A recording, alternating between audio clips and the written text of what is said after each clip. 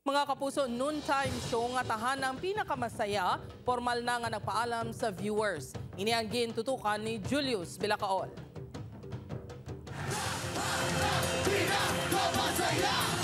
Ang masadya nga kinanta sa pagsugod sang noontime show nga tahanang pinakamasaya.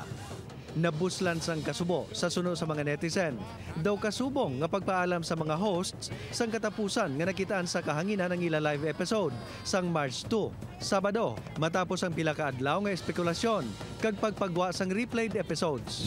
Kahapon, ginanunsyo sang Tape Incorporated nga ang programa nga tahanang pinakamasaya ang hindi na masaksihan sumugod subong adlaw, March 8. Nagpasalamat ang Tape Incorporated sa GMA7 para sa ginakabig sining nga long and fruitful partnership.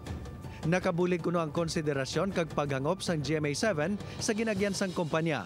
Dugang pa sang Tape Incorporated, gintinguhaan nila nga salbaro ng programa, pero ginkasugtan sang Tape kag GMA nga inang tapuso na.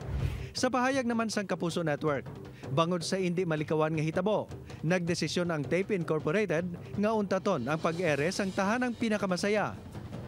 Nagpasalamat ang GMA Network sa Tape Incorporated para sa mapuslanon nga kontribusyon sini sa noontime programming sa nakaligad nga mga dekada, nga sigurado nga hindi malipatan sa mga Pilipino sa palaabuton pa nga mga tinuig.